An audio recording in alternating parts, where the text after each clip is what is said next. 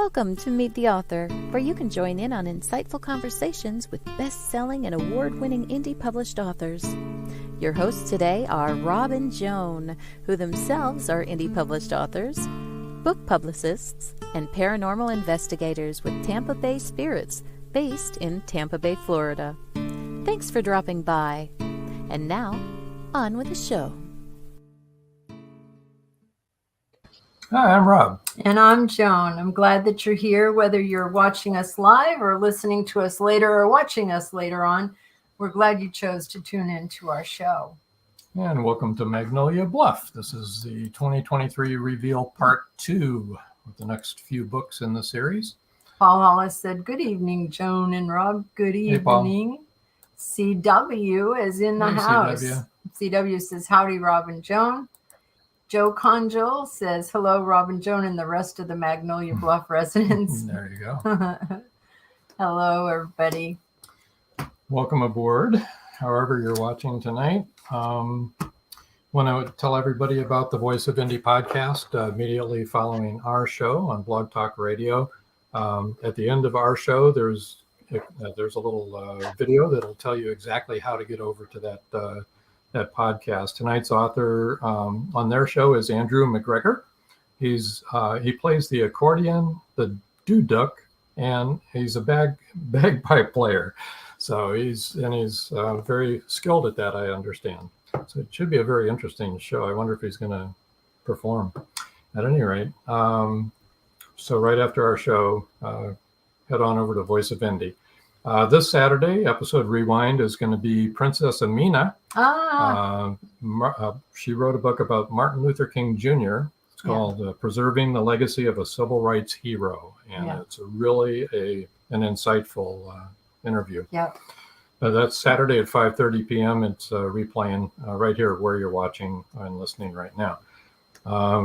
You also might want to check out Book World, the Great Escape podcast. It's on every Wednesday at 1 o'clock Central Time here in the U.S. So it was this afternoon, so you need to put it on your calendar.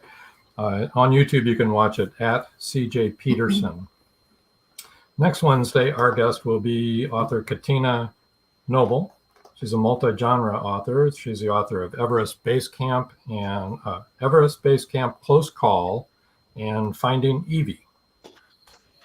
And I think you had something you wanted to talk about. Yeah. First, Paul Hollis says, hello, Magnolia Bluffs peeps. So next 2 weeks. Yeah, the 25th. Yeah, on 2 weeks, on the 25th, we have the Haunted Campfire Tales. And we've been having people vote about what they want the show to be about and what they want to talk about. And people voted on pet hauntings and also one other thing, cryptids. That's right, cryptids. So Jess is going to do some background on cryptids and deep dive. Jessie only knows how to do a deep dive. That's true. We don't give her enough time to talk about everything she learns, but she'll be talking about cryptids. And anyone that has had a pet haunting or has a story to tell about that, be sure to either email us at the carternovels.com, or you can carternovels at AOL.com. There you go. Or you can be on the show. Let us know that you have something to say and you can be part of the panel. Okay, Joe Conjul had a comment. He said that'll be a good show. It will be a good show. It'll be fun. There are about as many cryptids as there are UFO sightings. So it's. Speaking of cryptids, why don't we bring our guests in? That wasn't nice. Just kidding. Hello, guys. Hey there. Hello. I think we all qualify. I do. I don't know. Yeah. Welcome, Caleb. Welcome. Glad to be here. Welcome, Richard. Thank you. CW says we love cryptids. We do love cryptids. I think they're interesting. I'm particularly fond of Bigfoot. I've never seen one. I don't think I might be as fond if I had ever come in contact with them. But yeah, I CW. lived in Sasquatch country for a while, and I heard lots of stories, and I'm fairly sure I was followed once. Yeah. Really? Did you get that odor or anything, or did you just sense something was following you? I sensed something was following me. I was hunting and I was alone, and something was beside me in the next path in the woods, and I never shook that sensation until I actually left. But I do Wow. people with Yeah. direct sightings. Sioux Lookout, Ontario is famous for Sasquatch sightings. Wow. Interesting. We went to Blue Ridge in Georgia, and there had been, right where we rented the cabin, there had been a bunch of Bigfoot sightings. So we went Bigfoot hunting every day, and we never saw one. And then a few years later, we were staying at Dead Horse Ranch State Park in Arizona, just outside of Sedona. And there had been Bigfoot sighted every single day on the Verde River, which went right in at the state park, which went right by where we were camping. And we never saw anything. And I was kind of sad. But I would love to see one, but from a distance, like polar bears. They're beautiful. I like to see them, but not up close and personal. Thank you very much. Well, let's turn the wheels and head into Magnolia Bluff, Texas. Did CW say howdy, fellow audience? Yes. And Connie Clary says, hello, everyone. Hi, Connie. Glad to see you in the audience. Joe Conjo said, you need to be on and tell us some stories, Richard. Yeah. There you go. Okay, so we find ourselves in the middle of round 2, Magnolia Bluff, Crime Chronicles for 2023. We're right in the middle, and we've got the next 4 books actually to talk about with 3 of the guests. One of the authors couldn't make it tonight, but we will talk a little bit about her book as well. Mm-hmm. And so why don't First up is Caleb. No, Cindy. I'm sorry. Only the good die young. I Cindy have things Davis. in the wrong order here in my head. In your head. But it's all right because I'm in charge of this. There you go. Keep us straight here. I'll keep you in line. There you go. There you go. I see your toucan is there again. He's everywhere. I love him. He seems to have turned into quite a pet. He's a lot more intelligent than he appeared in the first book. Oh, and people really like him, don't they? I mean, readers really love the toucan, don't they? Yeah, he's pretty cool. I do. I just love him. You want to be careful not to have him anthropomorphic. I don't want him with all the human characteristics and whatever, but I do want him to be able to interact with people. Yeah, that's a fine line. I don't know. Your cats are probably like humans to you. I know our dog. One is, one isn't. One refuses to convert. Well, you want to tell us a little bit about the book? Yeah. I was wondering if I should maybe just read the blurb. Sure. You got to kind of. All right. The entire Doyle clan is celebrating Easter at Old Man Thompson's barn. Though Bliss isn't blood related, they insist she be part, which makes sense since months ago she uncovered the murderer of patriarch Merrick Doyle, who now resides in spirit in the general store. The barn's walls vibrate with the beat of the popular band Locomotion. Suddenly, the lead singer lights up like fireworks on the 4th of July. Nina Warren has been electrocuted and things look bad for the family. After all, except for Bliss, Diablo the Toucan, and the band members, the only attendees are blood related. This puts a giant snarl in the investigation. Oh, that sounds good. It does. I like that your resident ghost is back. I like him. Joe Condell said, you write the toucan part perfectly, Cindy. Thank you, Joe. I try to jump into character with him. Yeah. She was a toucan in a former life. Must be, yeah. That could be.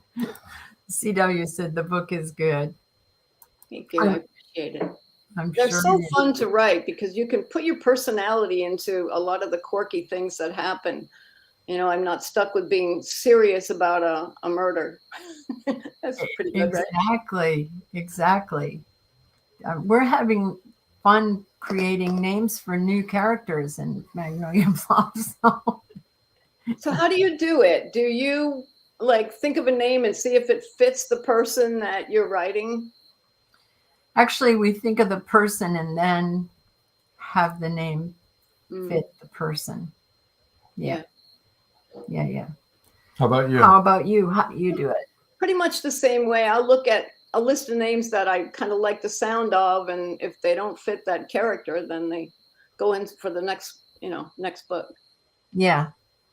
I mean, yeah, they really have to fit, don't they?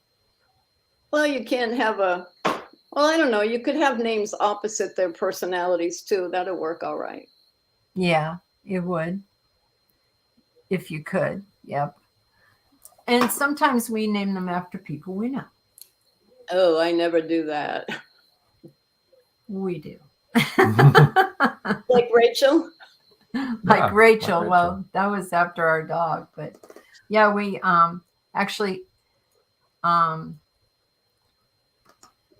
we named a mob boss after his brother. My brother. Yeah. Up in Wisconsin. Typecasting? No. No, not really. He enjoyed it a lot. Yeah. I love this series though, because I love watching, especially people that are doing their second book, how their characters are evolving through the stories. Right. An interplay with some of the others. And it's so hard because we've each got a pretty good sized cast of characters, and it's so hard to integrate them with other other books. Yeah. But it's fun though. And you try to keep the characters true to the way the author wrote them. So we're forever shooting emails back and forth with each other. Hey, would this character actually do that if I put him in this situation? Or say that. Right. Kelly is here. Nice to see your faces, she said. Hey, Kelly. Hi, Kelly. Yeah, so it's been a real trip, hasn't it, writing this series? But you're doing two this time, right? Yeah, well, it just happened that way. They had an empty slot and asked me to fill it, so. And you said, sure. Okay. Yeah, why not, right? No problem. Only Cindy would say that. No problem. The rest of us go. No. So Cindy, what do you find is the most difficult thing about writing this kind of a series, fitting into this kind of a series? I think it's what I said, trying to fit in and integrate the other people's characters, to get them in, because we all write a little bit different genre. We have a little bit different setting in Magnolia Bluff. So it is a little bit hard putting, for example, Caleb's got this awesome newspaper guy. Oh, is that CW? Sorry. It's hard fitting him in when my character isn't doing newspaper type stuff. Yeah. Right. Joy Shelton York says, hi. Hello, Joy. We're glad Hi, you're Joy. Cindy, you could have him get a part-time job delivering newspapers or something. Yes. Yeah, actually. Poor Bliss doesn't have a job. There you go. Yeah, and then she could interact with him. Takes all her time handling the sheriff, the toucan, and the ghost. Yeah. That's She's right. pretty busy. Yeah. It's like a joke waiting to happen. Only if they walk in a bar. It sounds like a bar joke. It does. Bliss, a ghost and a toucan, walked into a bar. And the bartender was the murderer. Yeah. Definitely. Joe Conjal says, I'm amazed at how quickly you can knock out a book. What's your secret, Cindy? I really don't know. The last 18, 20 months, things have just been pouring out. I know it'll slow down, so I'm just taking advantage of every minute. I have no idea what's going on. That's cool. Yeah. Don't think about it, just write. Pardon? Don't think about it, just write. No, just do it. Just do it. Yeah, you overthink it. I'm in trouble for overthinking a lot of the time. So, and don't say anything. I said, Joy Shelton York says hi. I said that. Hey, Joy.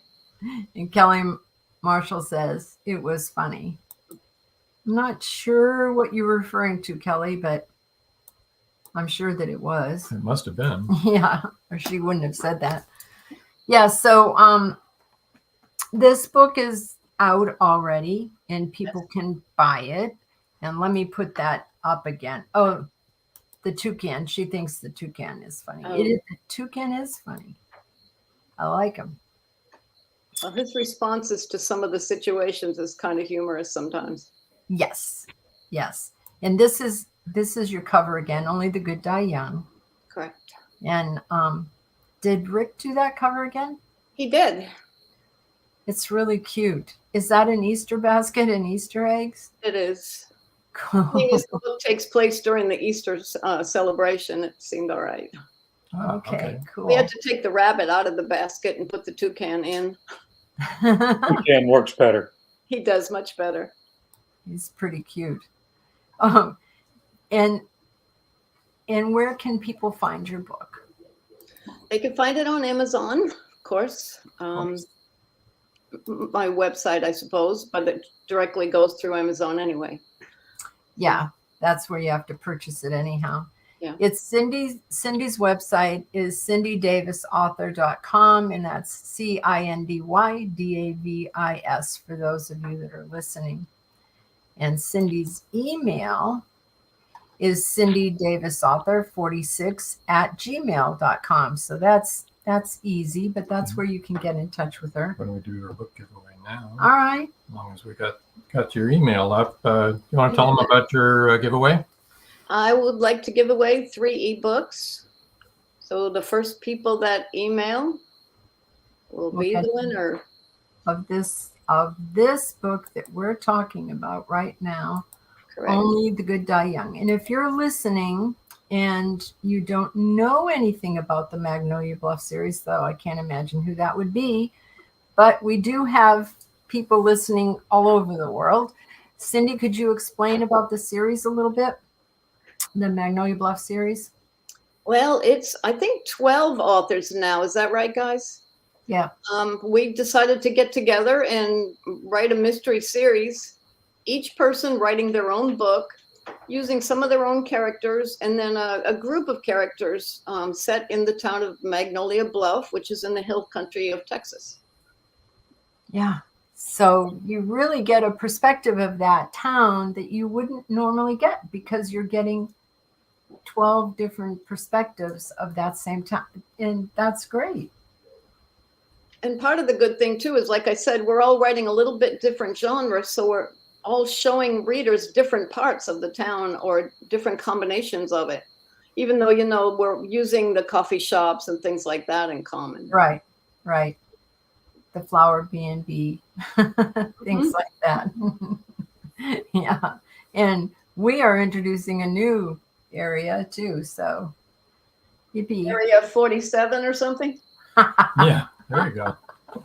Area right over. Maybe she'll bring Merrick. Yeah, bring him along. Yeah. Maybe we should have our people speak with Merrick. Maybe Merrick should just pop in. Yeah. Yes. Actually, at this time, he's stuck only in the general store. But in the next book coming up, I'm working to get him out. That would be a good thing. Make him a little more mobile. Let him have free reign. Oh, that could be trouble. It definitely could. He did help, though. He did. Even though he didn't know who killed him. No. There you go. Well, before we break for our first commercial, is there anything else you'd like to tell us about your book? She figures out who killed him. Ah. No, I don't know. No, I can't think of anything else. No. In the first book, she figures out. She did. She figured it out in this book, too, who killed the musician. Aha. Ah, okay. It's electrifying. It was. CW says, I'd like to see Merrick wandering around. You probably couldn't see him. Most people couldn't, but some could. He's visible to some people. Yeah. Joe Conchel said, one of the best things about the series is the different writing styles, something for every reader. That's true. That is true. Yeah, that's true. And I like being able to see the whole town from all those different perspectives. I think it's a wonderful idea, and I really, really like it. And we're really, honored that you would ask us to be part of the series. So we're happy doing that. And it's been fun. Can't wait to see it. Gonna have to. All right. Do you have a title yet, Joan? Do we have a title yet? Yes. Yes, we do. You can tell them. A Chance of a Ghost. That's cute. Very good. Very good play on words. Thank you. Do you have a hard time picking out titles, guys? Yes. Sometimes. Yep. It's terrible for me sometimes. Yep. It's Sometimes it's easy. It comes right to you, but other times it's like, oh my gosh. I know. Sometimes I don't have it till I've got the book cover ready, and I need to pop in the title. We were going to call it War and Peace, but I think that's been used. So, yeah, once or never mind. twice. Before you go to commercial here, we have a few comments. Kelly Marshall said, maybe you'll have to introduce more sensitive characters. Don't worry, Kelly, they're coming in our book. Joyce Shelton York says, I love it. Yeah. And Kelly Marshall says, yes, it is really cool. Okay, now for a word from our sponsors. Yes. We'll be back. We'll be right back. Don't go away. It's 1919. Back from the war in Europe, Eric Lasko returns to Floodwood Station, Ohio, the small coal mining town he calls home. There, he faces new foes. One poses a threat to his personal long-term relationship. The other is lurking in the adjacent Hocking Hills State Forest, a vicious, incredibly lethal beast driven by bloodlust. An 11-year-old girl and an old man have seen the creature, but no one believes the claims of a young child and a known drunk. When the first body is found, Eric, his father and brother, become suspects in his grisly death. To clear himself and his family, Eric must prove the beast exists. As the gruesome body count rises, the immigrant miners realize what's stalking their town. Every country calls it by a different name, but the creature is the same. Werewolf. Who is it? The residents reach a conclusion, but are they right?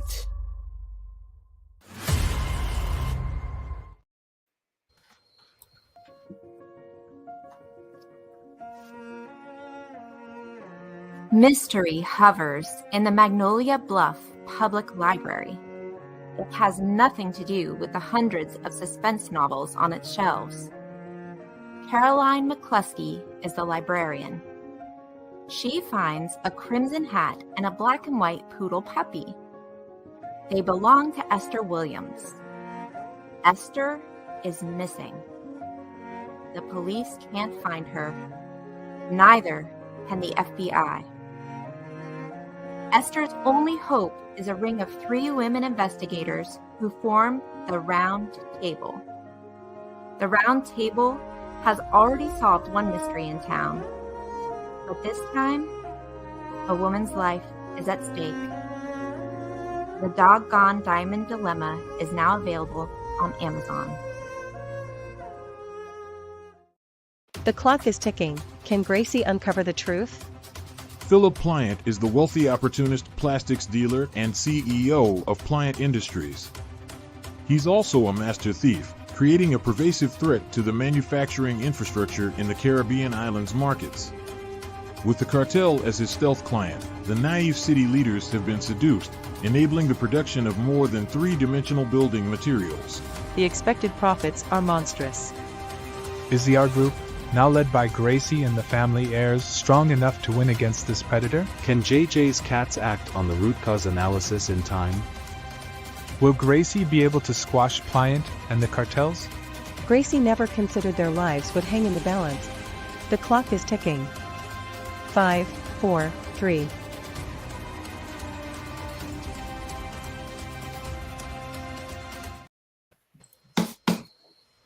Oh. And we're back. The clock was ticking. Yes, the clock was ticking. We've lost Richard. Yeah, we've lost me too. My screen went black. Uh-oh. It did? Yeah, You're I can't still get it back. Maybe I should restart. Okay. All Your right. camera's on. Okay. We see you. That's weird, though. I can't see anything. Here, why don't we take? Yeah, Kelly Marshall says, "I see you." Yes, we can all see you.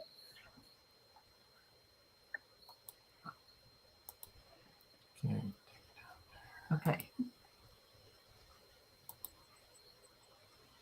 Is she gonna restart? That's what she said she was going to do. So we will anyway. All right.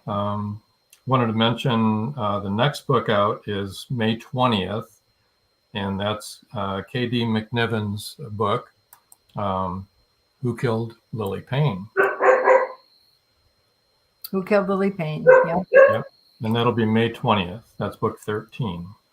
Yes. And then book 14 will be in June, and that's Richard. Hey, Richard. Hello. And the title is Men Lying Dead in a Field, which I really love that title. Like that title. That's hilarious. Well, Cindy just disappeared, so I hope she's coming back. Huh. Joy Shelton, New York said, I have lost you guys a few times. Wow. There's a lot of interference tonight, huh? Thanks for your perseverance. Coming back. Joe Conjal says, great title. It really is a great title. Yeah. Kelly Marshall says, intriguing. It is intriguing. You want to know who are these men lying dead in the field. So, Richard, what's it all about? The title is actually very relevant to the storyline in so much as the mystery, the central mystery is that over the course of the book, 3 out-of-town academic psychologists are found shot through the heart in the middle of an empty field outside of Magnolia Bluff. And the police come to Michael Kurlek because he's an academic psychologist, even though he doesn't know any of these individuals. So it's weird to begin with that these men out of nowhere are turning up dead in the middle of Magnolia Bluff. And secondarily, in this particular book, a lot of things are being hidden. And one of the main things being hidden is that Michael Kurlek's father, who's a very famous painter, had left the United States to become a sniper in Ukraine for the previous year. He turns up in Magnolia Bluff and is sound asleep at the moment the first person is shot directly through the heart at 100 yards. So Mike is desperately trying, with Lee Gorman, who's another character in the series, James Callan's character. So Mike is trying to hide his father while he solves the murder. And the other person who is not culpable of anything, but a rival is Graham Houston, who is very much trying to figure out what's going on. And so everybody's hiding things. Mike's hiding his father, the killer's hiding something, and people are turning up dead in this field. And nobody quite knows why, and Mike is spending the whole book trying to figure out or get someone to tell him why this is happening. That's wonderful. Linda Pirtle just came on and said, hello, everybody. Hello, Linda. Oh, wait a minute. Put up the wrong one, Linda. Hello, everyone, Linda Pirtle says. Joe Conjal says, can't wait for your book, Richard. It sounds like a great whodunit mystery. It does. And I like your lead character. I liked him in your first book. Let's see. C.W. Hawes said, Katie's book is very good. And that is a fab title, Richard. Thanks, C.W. It is. And I really like your character, but when we talked to you a little bit last night in the pre-show, I understand, where your character's passion comes from. It's from you. You're that passionate about your field. Yeah, he genuinely does care. Mike has his issues. He's fairly lonely for a big, tall, handsome, successful guy. He doesn't, although this changes in the book, have someone that he cares about. And he is probably a bit of a borderline alcoholic. So for Mike, he brings a great deal of energy and passion into everything he does. But he tends to overshoot the mark sometimes, and is sort of constantly in a very introspective state, if you like. Last year, a serial killer murdered a bunch of young women at Burnett College, where Mike teaches. And this was very traumatic for everybody who was there. And the trick of this novel is that it is a very, very different kind of story. It's almost an inversion of the first story. And I don't want to say too much about it, but it's a very different killer, and it's a very different set of concepts. If I've done it properly, at the end of the book, you'll have a very different kind of emotional response to what happened. Okay, good. It does sound intriguing. Kelly Marshall says, Richard is a great author. He delves into the psyche. He does. And Linda Pirtle said, he is a though, and Caroline always recommends him. Caroline tends to be a problem in sessions, though. Like Madison Jackson, Kelly's character, they never stay on track in sessions.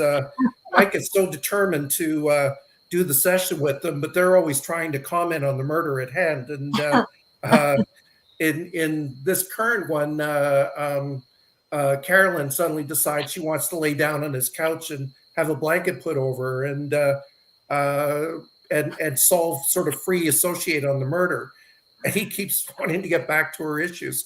So it's funny. The fun part of writing this, if he's jousting with Graham Houston, if he's jousting with Madison Jackson, if he's jousting with Carolyn McCluskey, it really, in my own mind, brings the characters to life, and that's a lot of fun in sort of stealing, using what everybody else has created. Yeah. Kelly Marshall says, yikes, temptation. Yeah, that's the fun part of this series, though, right? Oh yeah, very, very much. And the tonal differences are a strength and a weakness at the same time. Our challenge, all of us, is sort of creating enough synchronicity that you go right back and you get a sense of what Magnolia Bluff really is from multiple perspectives. Exactly. If you go a little bit closer, you're going to get everybody's take on all the characters. Exactly. And trying to be true to other people's characters. Yeah, exactly. I know, a couple of the other authors. I'm back and forth with James Callan a fair bit because I use Father Lee Gorman quite extensively. And Kelly is often asking me about Mike, because her character, she writes a lot of her character sessions into her books. So, nice. That kind of back and forth is pretty helpful. Okay, Joe Conjal says, since KD missed tonight's show, anyone who wants to learn a little about her can go to my blog. I have her in her book featured right now. And his blog is joeconjalfictionstories.blogspot.com. And that's Joe Conjal with a G. Just saying. Linda Pirtle says, Richard, wait until all of Caroline's old classmates have a reunion in Magnolia Bluff. Their chatter will drive you to open another bottle of wine. Oh, Caleb disappeared. Oh, my goodness. We are having a lot of resistance tonight, folks. Oh, my goodness. I wonder where Caleb went to. I don't know. He disappeared. Cindy just texted me and said her computer died. So it doesn't look like she's going to be back. And Linda. She changed all the connections, couldn't get it to turn back on. Can you tell us what happened to Caleb. Oh, goodness. This has been a crazy night. Kelly Marshall says, "Oh no." I agree with her. It is a crazy night. Yeah, this is this is really good, being able to have everybody in with everybody else. Actually, I was wanting to write to Linda anyway to find out whether or not we could. Oh, excuse me. Kelly Marshall says it's the ghosts, which I wouldn't be a bit surprised. It very well Could be. And Joe Conchel said, "It's all you, Richard." Could be. You know what popped into my head? We had that little conversation, Rob and Joan, yesterday about alien abduction. Oh, yeah. Suddenly people are starting to disappear. I'm kind of looking out my window here going, all right, that's... Yeah. Now, if you disappear... Yeah. Oh, and Joy Shelton York said, "I just lost you again for 5 minutes." As you can see, Joy, we've lost Caleb and we've lost Cindy. So I was going to ask Linda anyway, if there's, or maybe CW or maybe even, Richard, whether the town has a town historian, because we need to have one. Yeah. Oh, here's Caleb. How about worms? There you are. Can you hear us? I can hear you. Can you hear me? We Yes. can. Welcome back. Oh. We thought you got abducted. A storm came through and knocked out everything. Oh. Okay. Oh, That that's explains what it. happened. That You explains know, I it's think the I gods. answered your question. Yeah, Oh, stop writing about drought. We're having a rainstorm. Okay, CW says the town historian's yours to create. Great, because we need a town historian if we're doing paranormal investigations, because that's how our team works in real life. We need to get, the town historian's take and tell us whether, because, when you're doing paranormal investigations, there are the people who live in the houses have heard all this local lore, and that's all it is local lore. You need to find out if it's actual fact. Did that person really die Are there this way? records that show who Yes. died in the house, who got run over by a car, who got hit by a train? Researches everything. Yeah. Kelly Marshall says, "Caleb's back." Yes. Well, Kelly. And Joy Shelton York says, "Good idea." Yeah, you have to do that. So I'm just wondering whether she's going to have her own little place or if we're going to stick her in the library, because that's where a lot of town historians work out of. They have a little niche in the library. Yeah. So, Richard, would you like to read a little blurb from your book? Sure. Let me see. Where shall I start? At the beginning. So Mike has just taught a class on addictions and has told Mike that he has to appear in the department head's office, Shadi Jafari. And he says to her name is Sue Hope, and he says to her, "Do you know what this is about?" She shrugged. "I came back from coffee and my phone buzzed." As we walked together, she asked the topic of today's class. Sexual addiction. Those beautiful eyes widened. "Is that a thing, Mike? I can't even imagine." I was pretty sure she could imagine it all too well. But fortunately, arrived at the department head's office before I was dragged further down into the rabbit hole of her fantasy life. If I had to design a perfect boss, she'd bear a striking resemblance to Shadia Jafari. 50-something, a successful scholar, respectful and honest, and a great beauty to boot. It was never good news when she summoned me to her office on short notice. As if catering to my latent fears, I found Shadia was not alone. A large uniformed black man stood beside her desk. Despite an ever-present grin, he emanated a tough, take-no-prisoners aura. Incongruously, he was holding and stroking Shadia's friendly tabby cat, Princess. "Hey, Mike," he said. "Hey, Buck. You two know each other?" Shadia looked lost. but she and the struggling cat had slipped into the backlight. He put down the cat and cut to the chase.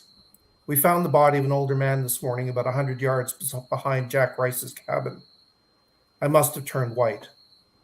Shadia stood up at her desk, winced, and moved stiffly between Buck and me. Michael, are you okay? I'm not sure. Are you okay? I pulled a muscle working out. Still grinning, Buck's eyes bored into mine. After a moment, he held up a large hand. Relax, it's not Jack, it's a stranger. We don't know who he is. Shadia was back at her desk and on the phone. Sue, I need you to get a glass of water for Dr. Kurlek right now. Michael, sit down. Now she looked up at Buck. Is that all? No. He somehow managed to frown and grin at the same time. Mike, you sure are jumpy today. I already spoke to Jack. He said you and he were out there yesterday. I just wanted to know if you'd seen anything unusual. The door opened and Sue appeared with a glass of water. Looking at everyone's face, immediately intimidated, she handed me the water and turned tail. I didn't even have a chance to thank her. My mind was racing. If my dad had disappeared again, surely Jack would have known. It couldn't be him, could it? I sipped the water before clearing my throat and answering the question. Nothing out of the ordinary, Buck? A body? Did some elderly hiker have a heart attack? Well, if you call a slug through the pump a heart attack, then sure, that's what happened. Damn fine shot, if I do say so myself. Anyway. Very good. Very good. Yeah, you might call that a heart attack, right? It was an attacked heart for sure.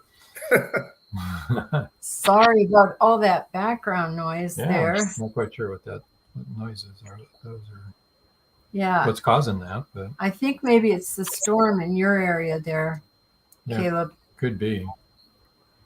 Yeah. Because when I mute you like this, those sounds disappear. Am I unmuted now? You're unmuted. You're unmuted now. All right. CW says, excellent read, Richard. Thanks, CW. And also, he said there's also the library in Carolyn. Yes. Okay. So let's tell where we can find Richard. Okay. And do his book giveaway real quick. All right. Before we take our next break.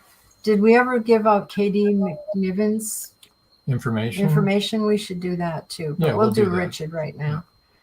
Okay, so Richard's website is richardschwindt.ca. So that's RICHARDSCHWINDT. And his email is rgschwindt@gmail.com. Leave that up. And then, Richard, can you tell us about your book giveaway?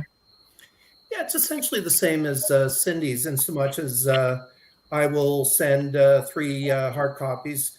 My book should be out after June 20th, but I'll send 3 paperbacks to anybody or the first 3 people to email me requesting it. Oh, paperbacks?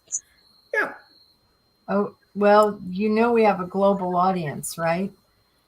Yeah, well, I send paintings out all the time. It's okay. It's up to you. I don't mind. I mean, we have, Mozambique and Cameroon and all kinds of places, the Philippines. Mostly United States, but, mostly here in the States. Yeah. So hopefully that'll be where they'll be requesting from. Yeah, Canada too, for sure. All right. Okay. Wow, that's generous, let me tell you. Yeah. Okay. Joe Conjal said, love it, looking forward to reading. Well, you should Thanks, Joe. Go ahead and ask for a free copy, Joe. There you go. Okay, so I think it's time. Let's see. Do you want to tell us any more about your book before we go to our break? The only thing I would add is that the other fun thing about this was Mike finding romance, and there's a romantic arc in the story that is probably as funny as it is romantic. So awesome. That was a big part of the pleasure of writing the book. That's awesome. I'm really looking forward to that because I really like Mike. For sure. Yeah, he's a good character. All right, we're going to go to our next commercials here. So everybody stay tuned. We'll be right back. Come back with Caleb.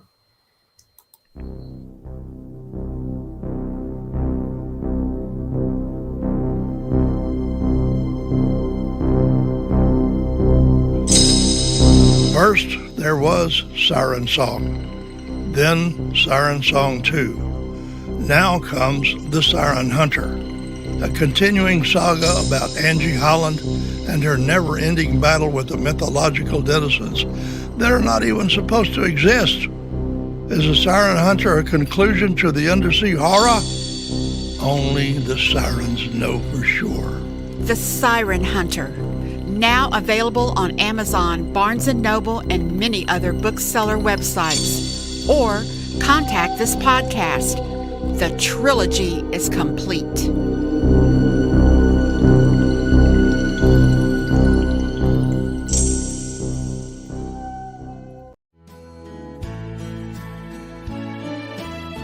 People who like to read want to get their hands on books by Becca Jones. Becca Jones, the breakthrough author who tells it like it is. It takes courage to tell a story when it reveals dark secrets. Becca Jones delves deep into the hidden world of sexual abuse. She tells what happened and also tells how she survived. Meant to Be is much more than just entertaining. Meant to Be gives you a point of reference, hope to cling to, and becomes a guide for survival if you have suffered the same thing. Meant to Be, Becca Jones, a must-have. Meant to Be is available on Amazon, Barnes & Noble, and many other bookseller websites.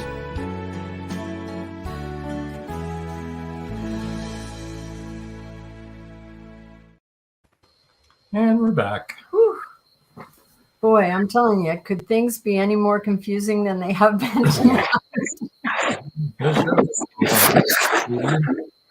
Rocky show.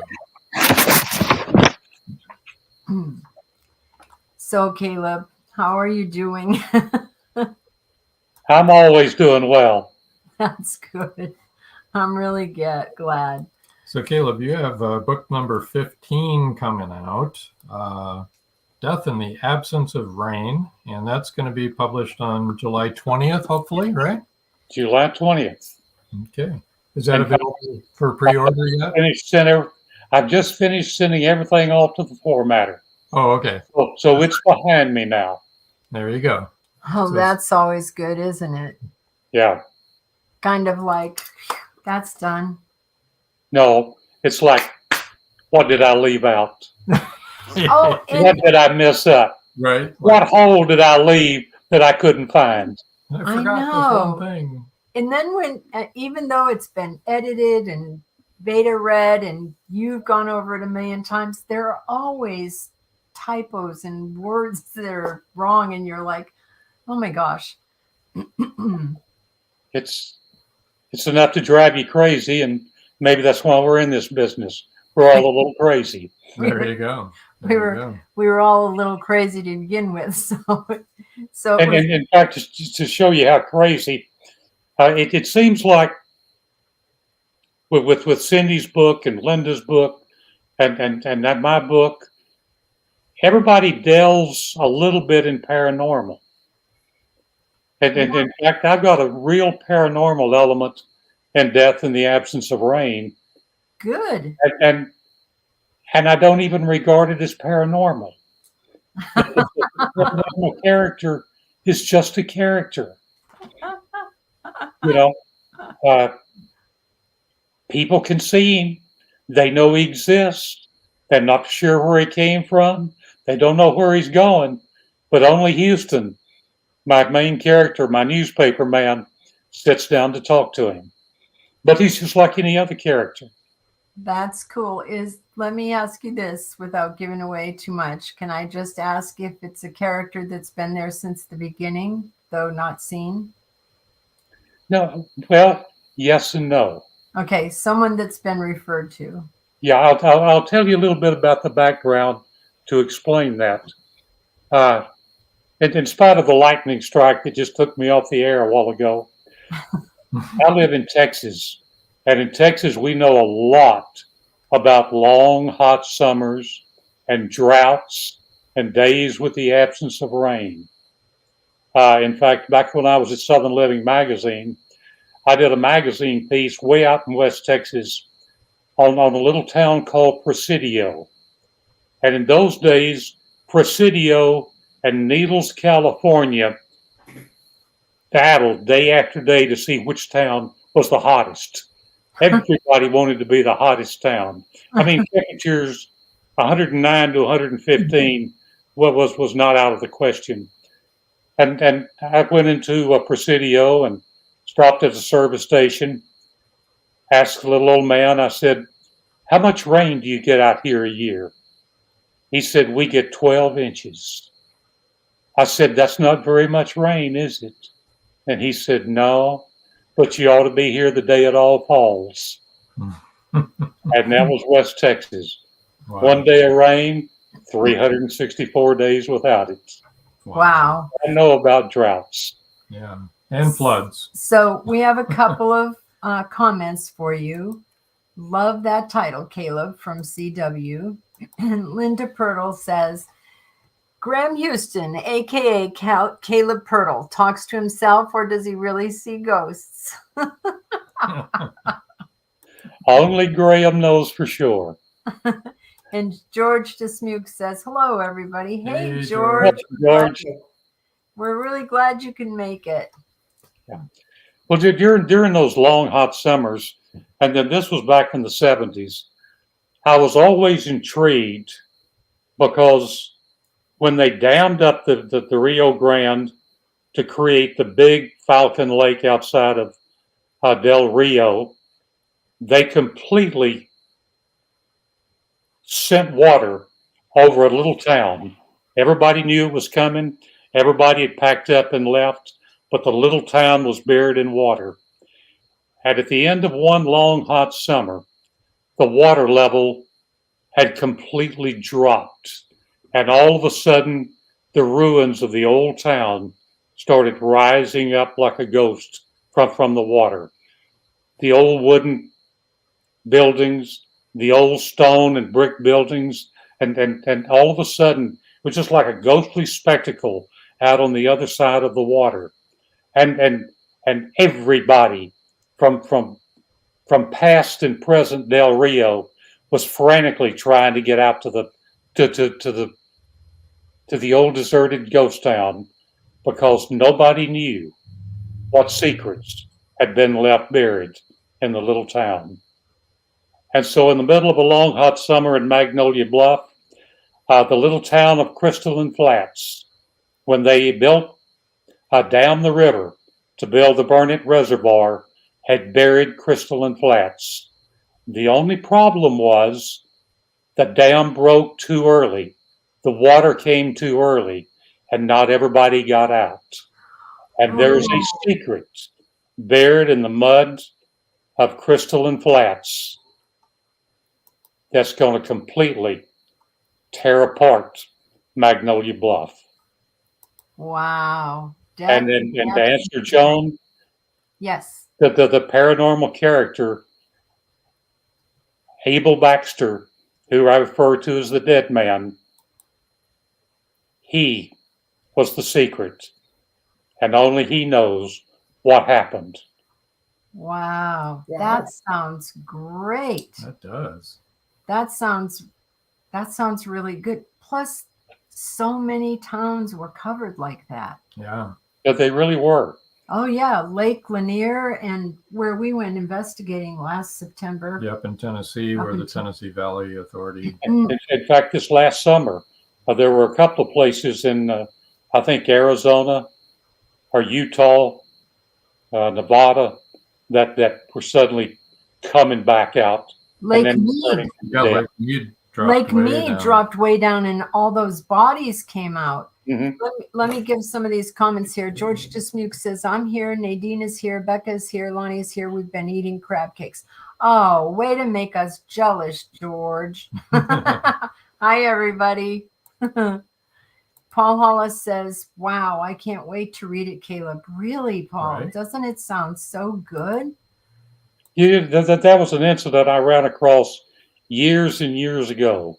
I'd stuck it in my hip pocket and thought, someday I'm going to write about it. And this gave me the opportunity to write about it. The day has come. Right? And you had no idea how relevant it would be with Lake Mead throwing up all those No. bodies. Isn't that great? A little bit of a prophet there, Caleb. Joe Conjal said, Caleb, you have one of the most unique writing styles I've ever seen. I agree. Never a word wasted. How did you develop the way you approach your writing? You know, I think a lot of it goes back to the journalistic background, because I wrote newspapers for years, small newspapers, large newspapers, and then went to magazines. And if you had a big story, whether it was a magazine or a newspaper, you only had so much space. You had to be able to boil that story down maybe into 8 column inches when it should have been 20 column inches. So after a while, your mind just clicks differently, and you realize what words aren't necessary and what words are necessary, and you try to get straight to the heart of the story and pack some emotion into the story, because too many stories are dry and unemotional, and what makes them worthwhile totally overlooked and forgotten. And if you write about people, and Lord knows Magnolia Bluff, we're all writing about people. We're all writing about different people and the same people, but we're all writing about people, and everybody has a story to tell, and everybody has a secret they want hidden. And if that secret ever comes out, it better come out with a box of Kleenex. Yeah, that's true. That really sounds great, though. Yeah. I really like that. It sounds really good. And you know, those places tend to be really haunted, those places that have been buried. Yeah, I think they probably are. I think, it's like I said, I have looked after, been around, talked to people about ghosts for so many years. They're no longer ghosts. They're just characters. And just people. Well, that's what we say. We try to tell people not to be afraid of entities or ghosts or whatever you want to call them, because they're just, people. They're still here. They haven't left. We don't know why they haven't left. Everybody's trying to figure out, they must be trying to get from this world to the next world. They're looking for the doorway from this part of the country to the great beyond, but we don't know. Maybe they just like it here. Some of them aren't stuck here. Some of them aren't stuck here. Some of them go back and forth between, the great beyond and here. And so that's interesting. Some are stuck, but a lot are not. They're not always here. They're just here some of the time. Chanel says hello. Hello, Chanel. Hi, Chanel. Yeah. So that's really exciting, though. This is, boy, pretty soon we're going to have poor Magnolia Bluff to be a pretty haunted place. Well, and I think what's fascinating, and it's been mentioned a couple of times, I know Joe Conjal brought it out, and Richard, is that you'd be surprised how many different kind of mysteries there are. You can't catalog it in a box, because we've got 12 writers and 12 different mysteries, and maybe after the next 12 books, we'll have 24 different mysteries.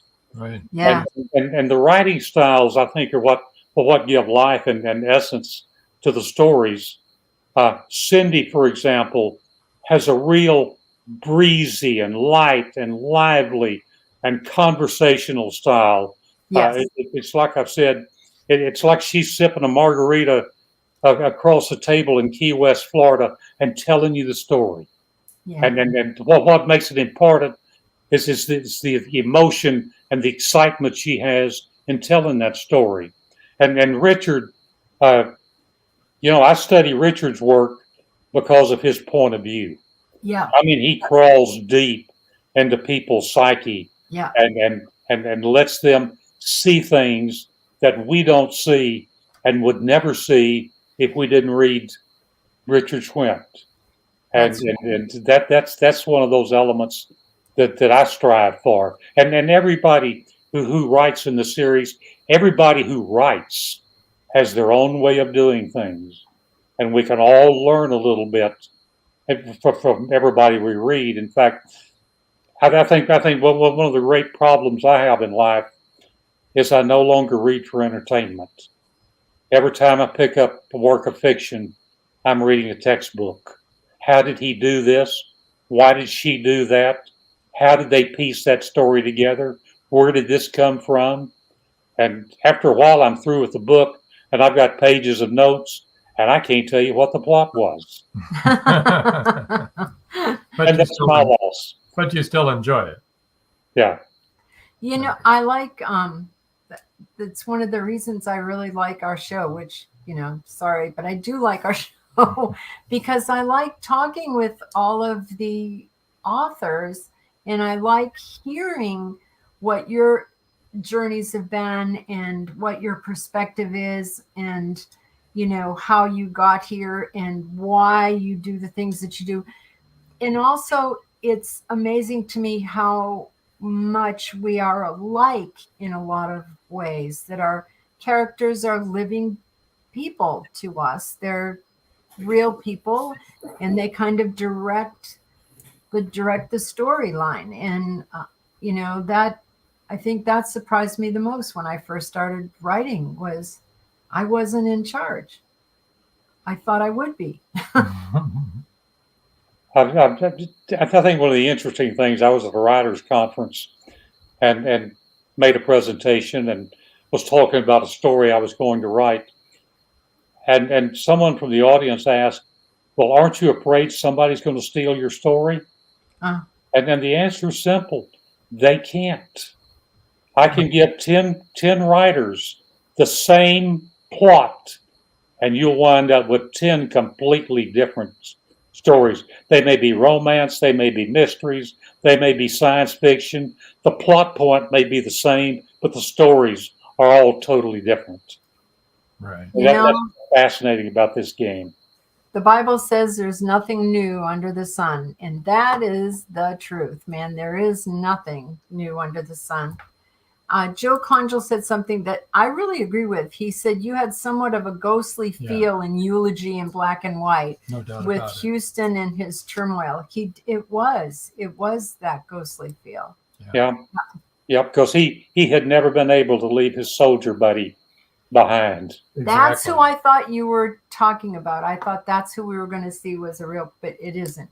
But yeah, because he was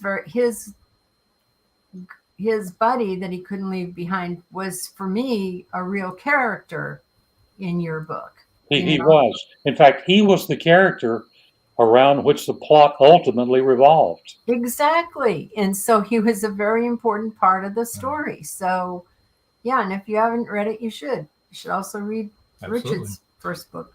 Let's take our last break and come back then and talk some more with Caleb and Richard. Don't go away. Don't go away. We've got a little bit more on the show. Madison Jackson loved being a cop. A young girl is raped and murdered near Burnett Reservoir. Madison vows to get justice for the child. Madison travels to the heart of Mexican cartel country. She is kidnapped, tortured. Will Madison ever make it home?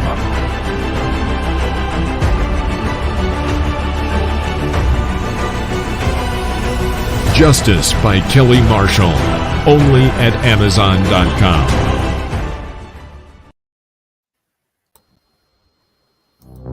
They thought the siren was dead.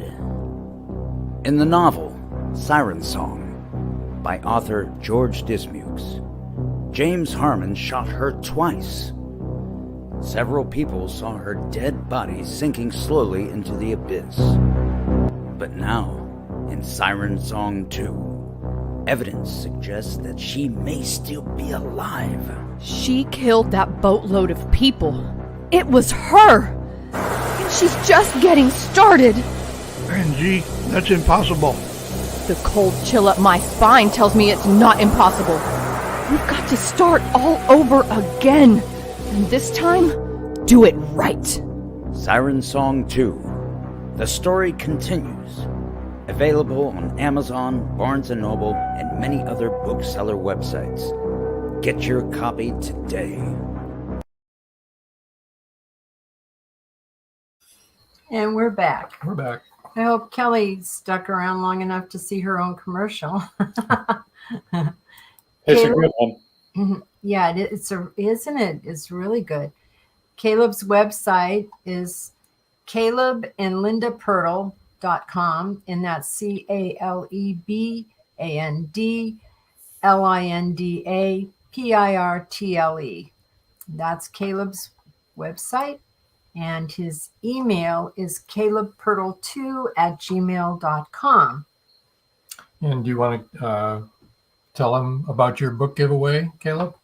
Yeah, I'll give away 3 ebooks of the upcoming Death in the Absence of Rain, even though it won't be out till July.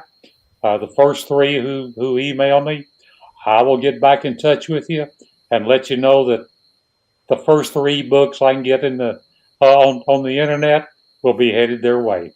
Awesome. So Chanel, if you're still with us, you can still get in on this. So we're giving away Cindy's book. Let me show you that picture again. We're not. Cindy's giving it away. Only the Good Die Young.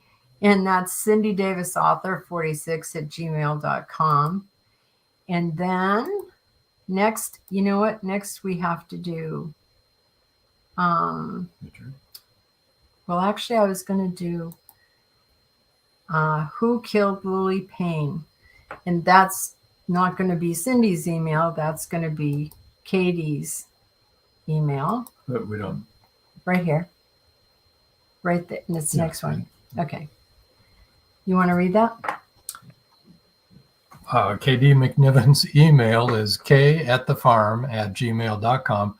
I'm not sure about a book giveaway, whether she's going to give books away, but if you want to contact her and ask her about her book. Yeah, you're right. She never said she was going to give a book away. No. But that's how you can reach her. Yeah, that's how you can reach her. And that's her website there, KD McNiven at wixsite.com/KD McNiven. A lot of, yes, so don't go by us saying that or me. But Richard said he is. Yes, you can commit Richard. Well, we're not going to commit him. That's kind of funny considering who Richard is. Men lying dead in I hope that a field. wasn't prophetic, but okay. Oh, boy. Well, you know what they say about therapists, Richard. Oh, dear. Same things they say about writers. They're all a little crazy, which makes me extra crazy. We're going down fast here. I know. So that's his website, and let me get you his email in a second here. Okay. And here's his email, rgschwindt@gmail.com. All right, we have, and then we'll go over Caleb's one more time too. Here, let me bring up Caleb's book, Death in the Absence of Rain. Now I understand your cover. I know. I can see the cover now. I get it. Perfect. Yes. Good job on that. Yep. And Caleb's website again is calebandlindapirtle.com, and his email is calebpirtle2@gmail.com. We have a couple of comments here. Let me bring them up. Okay. Kelly Marshall said, haha. Oh, good, Kelly. You were able to see your commercial. It was really good. And she said, great cover. Yeah. Y'all have really great covers. They're really good. Tonight was... This is kind of paranormal show. It was Yeah. a paranormal show. That's amazing we got through it. It Oh, my is. goodness. We had so much interference with the technical stuff. Caleb, you had mentioned maybe possibly reading a little bit. Would you? Like you got time? Oh, we've got time. We got all evening. Well, Paul Hollis said, another amazing show. I could Don't listen leave to yet, you all Paul. for hours. Don't leave yet. He's going to read You from may his be book. listening to us for hours. Yeah, you need to tell Paul Yeah. his series of posts on Facebook about his career and life and writing is Isn't it absolutely brilliant. It is Isn't so. People Isn't need it? to look that up. It's It is great. professional. I agree. I love it. He is amazing. Paul Hollis is an amazing man and a great writer. Absolutely. Yeah, great author. Yeah, let me set up this little passage. Okay. Crystalline Flats has just risen out of the water. And Graham Houston, it's written first person through Graham's point of view and his eyes. And he and his photographer, who was an out-of-work Narrowell editor and photographer named Rob Carter, is walking through the water out toward the ruins for the first time just to see what it's all about. And this is what I wrote. It's as though we have left one world and entered another. Time travelers who took one step too many and walked into the past, into a place that did not change when the rest of the world did, into a town haunted by the memories of those who strolled its sidewalks and drove its streets until the day the waters came to wash away any signs that they had ever existed. The concrete is firm beneath our feet. The water barely covers our ankles. Bottles and glassware and jars of all shapes and sizes lie half buried in the mud. Rob nods toward the open doorway of an old wooden church perched on a rise. The door has rotted off its hinges, and a sign above the entryway has long been gone. We ease carefully inside as a slender thread of a cloud crosses between us and the sun. The sanctuary turns dark, but only for a brief time. The pews are missing, the pulpit's gone, only a porcelain tub for a formal baptizing remains. Rob sees it before I do. He snapped off a half a dozen shots before I noticed the skeleton lying beside a rusted metal chandelier that has fallen to the floor and become entombed within a pocket of mud. The bones have become mostly separated. The skull is intact, its eye sockets vacant, its mouth hanging open as if it is staring into the face of death itself. And maybe it is. The bone that once held his forearm in place has been attached to an iron ring nailed with spikes into the decayed wood. The church was probably made from cypress, which is why it's still standing. Thought at first the victim had been handcuffed to the ring. He wasn't. He's held by a chain at a place for prayer, a place for comfort, a place of peace, a place to die. Whose was the last name on his lips? The newspaper had printed the names of the 47 who had drowned. A tragedy, but an accident of nature. The newspaper was right. 47 did drown, but at least one was murdered. The poor soul might have escaped, but he couldn't.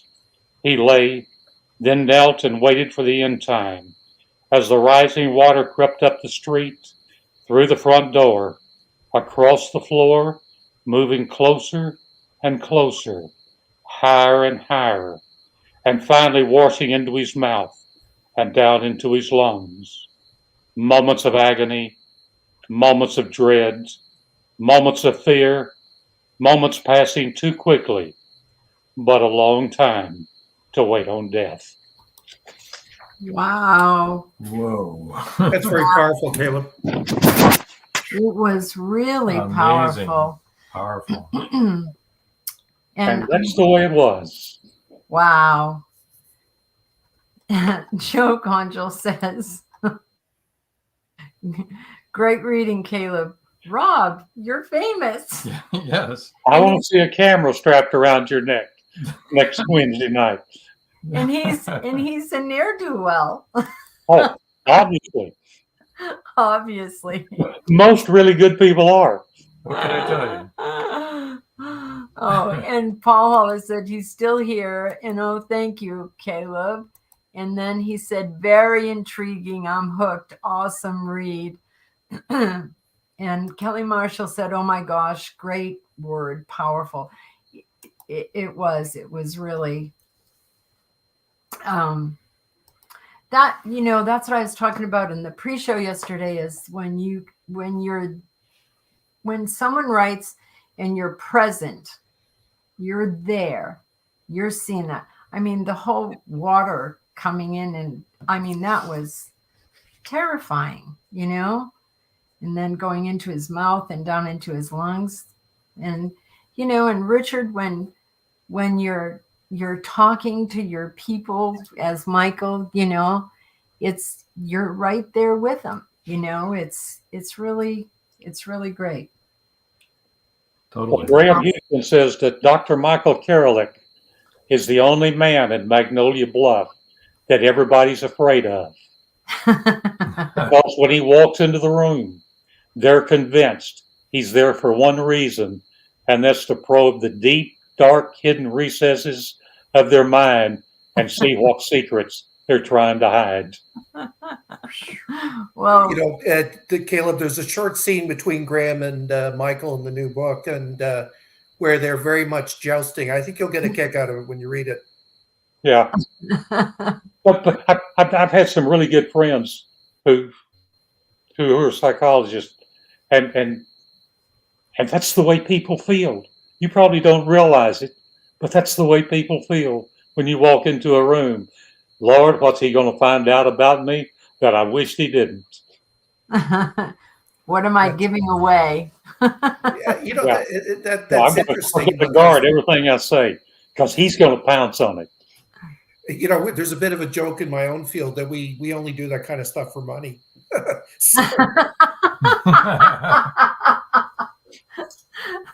That's great. That is good. When you're sitting down for coffee and in the what is the name of, I forget names of everything. Real good. Yeah, they're really good. Wood-fired coffee shop, and you're drinking coffee. You're not getting paid, so you're not going to pay attention to any of that. I love it. That's really great. That's when Kurlik sits down and first word out of his mouth is, how do you feel about the coffee? That's the benchmark right there. Yeah. Oh, gosh. If none of you have ever been in therapy, you should try it. Therapists can be very provocative. And Linda, in her book, did something just slightly off center, in so much as she talked about how the first time they saw Mike Kurlik walk into the coffee shop, he ordered a skinny latte.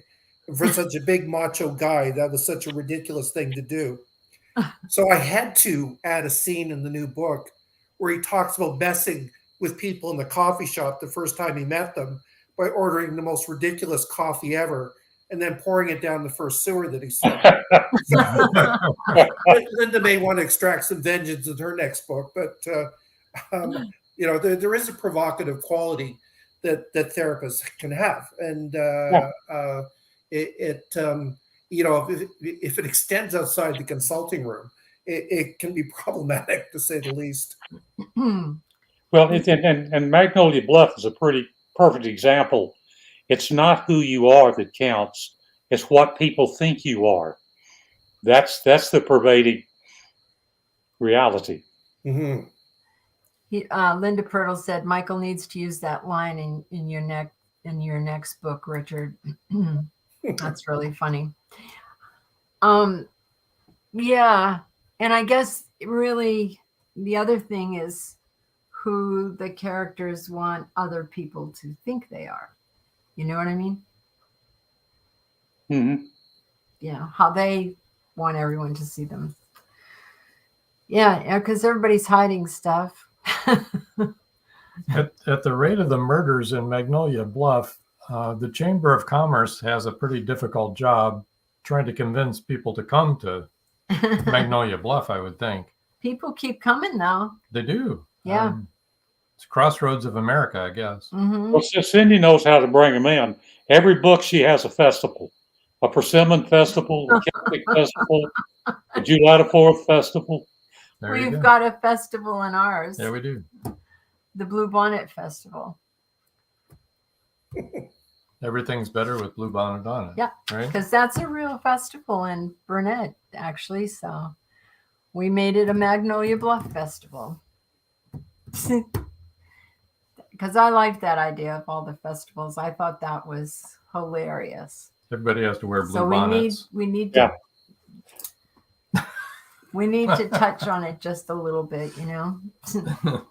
Yeah, everybody needs to wear blue bonnets, right?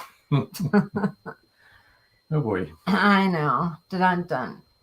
He thinks he's funny. Okay. Kelly Marshall says, we're going to have to change the Welcome to Magnolia Bluff sign. 10,000 souls, not anymore. No. As fast as they're dropping, though, we're bringing more in. Well, as I've written, the only thing growing in Magnolia Bluff is the cemetery. There you go. Joe Conjal says, I better add a festival. Yes. Don't use it for the Blue Bonnet flowers, though, because that's what we're doing. Burnett is the second capital in Texas of bluebonnets. Mm-hmm. So we thought that would be apropos. So that's why we did it. I think in my next book, I'll have a dinner on the ground and a graveyard working. That's a Southern tradition. Is it? Yeah. Well, once a year, everybody who formerly lived in the town shows up for a big dinner on the ground, and they go out to the cemetery and clean it up. Wow. Really? That's actually a very good tradition. It's a great tradition, primarily in small towns that does not have a city group that will go in and maintain the cemetery. Right. So once a year, everybody shows up. They clean the graves. They bring the flowers. Yeah, so many places the graveyards disappear under the ground, you know, and are forgotten because all the families all die off, you know. Yeah. All the people that had interest in those. Wow. Kelly Marshall said, I've heard about grave cleanups, but not the dinner.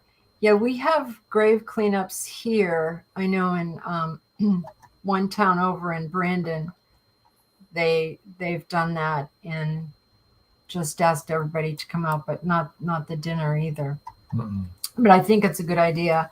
And especially like you're saying about those cemeteries that are not maintained, you know, to come in and clean everything up and spruce it up. In Tampa, we've had a huge problem with cemeteries being built over with parking lots and roads, and it's just not without anyone knowing. Not a good thing. Yeah. Well, Joe Conchel said you could make it the same date that everybody dies on in your first book. That would work. Yeah, May 23rd. May 23rd. May 23rd. I got that one. Mayday, Mayday. Well, I guess that we've gone over long enough now. Yeah. Caleb, any parting words you have for the words of wisdom for us? I think everybody, at least once in their life, needs to take a few trips to Magnolia Bluff. Not like any place you've ever been before, and who knows, you may like it well enough to come back. There you go. How about you, Richard? Any words of wisdom? You know, I was just thinking about what Caleb said. I've never been to Texas, so that's kind of on my bucket list. Is given that I'm just finished writing my second book set in Texas, it wouldn't kill me to show up there someday. So that's definitely what I'd like to do. It might if you go to Magnolia Bluff. Yes. You need to come see us, Richard. There you go. Yeah. And we will show you. We would like that. We will show you Texas. That would be fun. That would be great. Joe Conjol says, even with all the electronic hiccups, it was a great show. Thank you, Cindy, Richard, Caleb, and of course, Rob and Joan. Thanks for tuning in. That's right. Kelly Marshall said, I think the underground authors need to get together in Texas. Come on down, Kelly. We're ready. Above ground, yeah. Linda says, come on down. Kelly Marshall said, let's have our own festival. There you go. We're going to be there. Fun. We're going there, this June, July, we're going to be in Texas. Paul Hollis says, thanks again. I learned something every week. Yeah, I know. I love this show. It's our show, but I love this show because of all of you. It's amazing. CW says, great show. Thanks, y'all. Thanks to the granddaddy of Magnolia Bluff. That's right. There you go. Well, we're going to move you guys over. There we go. And thank you so much for joining us and talking about your books. And it was just wonderful. Just really enjoyed it. Next week, you need to tune in. Next Wednesday, same time, same place. Katina Nobles, our multi-genre author. And it should be interesting. Everybody hop over and catch what they can on Blog Talk Radio, Voice of Indie podcast now. We're going to be putting up their instructions here shortly.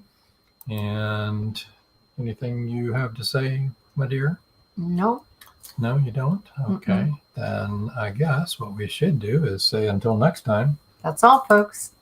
Night. Good night. Live every Wednesday, your Voice of Indie hosts Beam Weeks and Stephen Gees welcome authors, musicians, publishing industry pros, artists, and assorted creative guests for an exciting interactive hour. Call in during the show or post questions and comments on Twitter for responses in real time. Meet your favorite indie creators, learn inside tips, network, and promote your work. The link for each week's show is pinned on Twitter atop @VoiceOfIndie. And you can receive the link every Wednesday morning in your inbox by subscribing to our newsletter at freshinkgroup.com. Check out Voice of Indie every Wednesday on Blog Talk Radio and catch hundreds of episodes archived everywhere from our websites to our YouTube channel and Spotify. Thank you for joining us here on Meet the Author. Make sure you stay up to date with our show by clicking like, follow, and share. And you can find us on Spotify, iTunes, and more. See you next time on WLFE-DB.com.